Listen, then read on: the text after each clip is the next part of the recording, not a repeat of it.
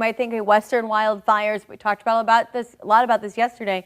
And again today, it's actually coming from wildfires in the eastern part of Canada. A big blocking pattern in the atmosphere has us in a north to northeasterly flow rotating around this big area of high pressure along the U.S.-Canadian border. And so bringing that in, it's picking up on smoke, and especially in Quebec for wildfires there. And that smoke is very prevalent along the eastern seaboard, but also getting into the Ohio and Mississippi River valleys. And that's where we find ourselves today. Smoke seeping across the border, prompting air quality advisories for at least 80 million Americans as far south as North Carolina. So what does this mean for our dogs? Yeah, I mean, question, you know, I have one dog who has a heart condition. Oh, no. And, well, it's common in whippets, but, you know, they shouldn't be out in heat. Yeah. So I imagine that this would just add to those complications. Yeah. Yeah. Is this Lola or Sassy? Sassy, the older dog, yeah. Oh. Does she like to go outside anyway? They all like to go outside. They're dogs. You're probably one of those dogs like mine that think that they're a human. Yeah. I wonder how that happened. I don't know how that happened. Wasn't me. Yes, you can blame Canada, our neighbors to the north, experiencing the worst start to their wildfire season ever. More than 6.7 million acres in the country have already burned. They've just upped that number within the last couple of minutes to more than 8 million acres burned. The smoke drift is creating some unhealthy air quality from New York all the way down to the Carolinas and for places in between. New York City is among the worst in the country right now. And look at the smoke drift going right through the Ohio River Valley. Just to the south of that bright orange band in Nashville, Tennessee, is where we're going to find Fox Weather's Nicole Valdez. It's been so smoky that this August, Seattle's air was the dirtiest it's ever recorded. And then a few days later, it broke that record. It's been so smoky that the city disappeared when you got a few miles away from it. It's been so smoky you could see it from space. The National Weather Service described the view as an extraordinary river of smoke.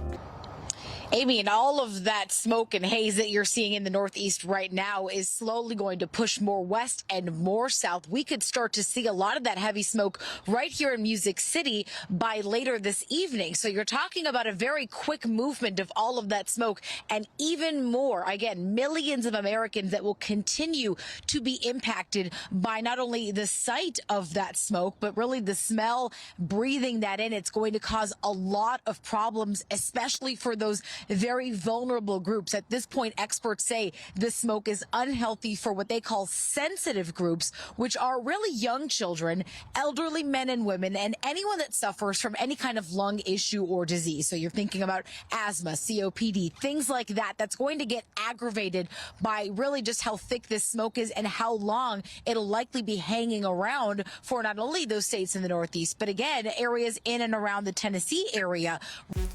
As you remember in one of my first episodes of Medicine Deconstructed, I really focused on the lung. I'm a pulmonologist, and remember, when you take a deep breath in and air travels down this windpipe, the trachea, it breaks down into a right and left main windpipe, which are called bronchi. Those windpipes further break down into little tubes that we term bronchioles, which are surrounded by muscle. Those bronchioles carry the air to a bunch of balloons stacked on top of one another that we term alveoli. Every single cell in the airway is lined with a mucosal type of cell, epithelial lining, endothelial lining. So smoke has to travel down those cells. So when you think about smoke and you think about combustion, one of the main particles involved in that is carbon monoxide. Carbon monoxide is an odorless gas in the air. And what happens when you inhale that, again, it takes the same direction as air does. It travels through your mouth, through the windpipe, into those balloons through the bronchioles. Once it gets into those balloons, remember those balloons, that's where your oxygen diffuses across a membrane and gets onto your red blood cell. Carbon monoxide will take the place of that and will get onto your red blood cell, so you have less oxygen available for your own body. The symptoms of that include headache. You may have a reduced thought process. You can even become unconscious. So again, if you're surrounded by a wildfire or you're in one of these areas and you start to develop a headache, that is a signal for maybe you are starting to develop carbon monoxide poisoning, and you should be evaluated by a clinical professional. head to the emergency department or see your local physician because it's treatable. The second type of molecule that you might become in contact with as things burn is hydrogen cyanide. Again, takes the same path as air, travels through those tubes into those balloons. And hydrogen cyanide can bind onto the hemoglobin as well, which is in your red blood cell. And again, there's a treatment for that. That treatment is a little bit more different. It's called hydroxycobalamin. It's just a type of vitamin, basically, that you can take, that we can give you to help the cyanide release itself from the heme-contained products. And again, smoke can cause a lot of mucosal injury and you get a lot of inflammation. Remember, inflammation is all the white blood cells that come and try to help you. When you have that inflammation in the balloons of your lungs, then those balloons are full of inflammation and not full of air. So you can develop shortness of breath, and people may think that they have a pneumonia when really they have an inflammation type of injury. The treatment is basically the same. All those other molecules in smoke, if you have a history of asthma, it's gonna lead to more of an asthma exacerbation as well. It's gonna bind to that muscle around that bronchiole and cause it to spasm.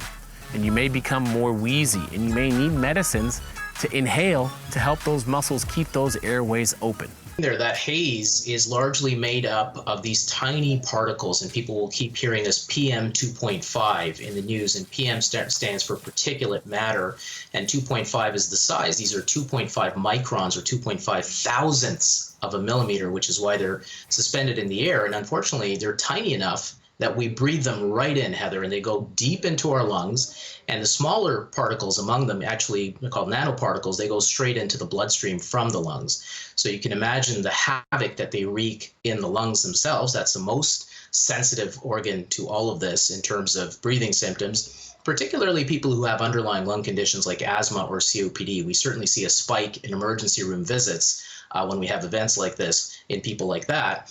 But also, when it gets into the bloodstream, it can affect other organs. And there are studies that show a spike in heart attacks, a spike in emergency room visits for chest pain. In some studies, it's strokes, pulmonary embolism, which is a clotting type event. There's some studies that show increased risk of heart failure. There are all sorts of acute medical events that happen when we breathe this smoke in. Monica Veswamy is one of many federal meteorologists tracking the smoke coming from the Northeast. She says a weather event called a blocking pattern isn't helping. We haven't been able to bring in any precipitation, heavy amounts of precipitation, because we've had a high pressure system that's just sort of been sitting over us. It means we'll see the same winds from the Northeast over the next couple of days, and that's what makes the situation a little bit abnormal. And when it comes to rain, much of southern Ontario had a dry May. Toronto saw 79% of the rain it typically gets in May, but down in London, it was just 17%, while Ottawa was at 67%. And the rain that did come, it was in brief, intense periods. Combination of the heat and the dry is definitely not helping us in terms of our fire situation, because those two components are basically, they help force fires to produce essentially. So that's definitely played a role in helping basically to set up sort of this perfect storm. This image right here, the New York City skyline, this was earlier today, obscured by the haze. And we're told that haze could be even worse come tomorrow. Here's ABC's Trevor Ault tonight. Tonight, wildfire smoke seeping across the border from Canada, threatening the health of 80 million Americans. To the haze, that's coming downstream. The thickest haze and smoke is actually during the evening hours, so the air quality is only going down. More than 400 active wildfires are burning across Canada, half of them still out of control. The giant plumes of smoke rendering New York City's skyline practically invisible. Further north in Syracuse and Rochester, New York, the air quality is even worse. It smelled like, our neighbors might be having a campfire, and it's just sort of an eerie feeling. Medical professionals warning the poor air quality is already impacting people. The immediate health risks are worsening of asthma and worsening of allergy symptoms. It can happen immediately in exposure to this type of air quality. Can you recall a situation like this in the Northeast or in this area? This is actually probably the worst I've seen the numbers. The haze stretching all the way to the Midwest in Ohio and south to the Carolinas. And in some areas, it's forecast to be even worse tomorrow.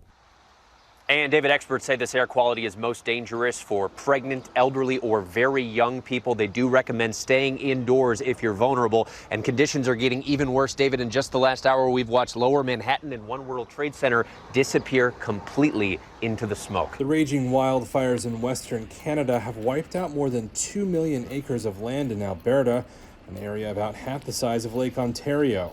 It's a grim toll from what's turning out to be one of the area's worst wildfire seasons on record, triggered by record-high temperatures and low rainfall.